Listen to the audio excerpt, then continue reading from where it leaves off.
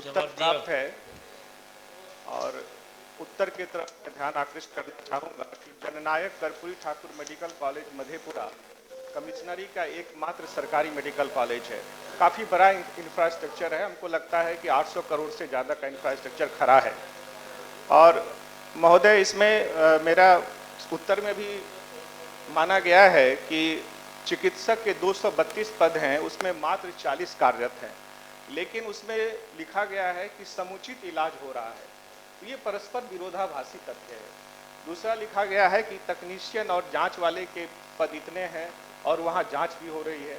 मेरा ये मानना है कि मंत्री महोदय 1 महीने की रिपोर्ट मंगा लें कि कितने मरीज वहाँ से पटना रेफर हुए हैं। वो एक पोस्ट ऑफिस की तरह काम कर रहा है। जो भी मरीज जा रहा है, अगर वो बहुत सीरियस नहीं है, उसको भी रेफर कर दिया जाता है महोदय। आदरणीय ललन बाबू माननीय सदस्य भी वहाँ के हैं, इन्होंने भी पिछले सत्र में उठाया था, ये भी अवगत हैं। ये हमारे कोसी कमिश्नरी के अस्तित्व का सवाल है, इसमें काफ़ी लोग पीड़ित हैं। और दूसरी बात जो मैं सबसे महत्वपूर्ण बात की ओर ध्यान आकृष्ट करना चाहूँगा कि यहाँ बच्चे भी पढ़ते हैं। 3 साल से 100 का इंटेक है तो 300 बच्चे पढ़ रहे हैं। और सबसे चौंकाने वाला तथ्य ये है कि 24 प्रोफेसर के पद के विरुद्ध मात्र 4 प्रोफेसर हैं। एसोसिएट प्रोफेसर, असिस्टेंट प्रोफेसर की 76 के विरुद्ध मात्र 10 हैं और सीनियर रेजिडेंट के 58 स्वीकृत पद के विरुद्ध मात्र 26 हैं। फॉरेंसिक मेडिसिन में मात्र 1 व्यक्ति वहाँ की पढ़ा रहे हैं। तो ऐसी परिस्थिति में हम किस तरह के डॉक्टर की उम्मीद करते हैं कि वो कैसा डॉक्टर बन के निकलेंगे। तो मेरा तो यही मानना है कि बिहार के मेडिकल कॉलेजेस क्या डिग्री डिस्ट्रीब्यूशन मशीन की तरह काम कर रहे हैं या एक इंडस्ट्री चला रहे हैं कि इनको डिग्री दे देना है।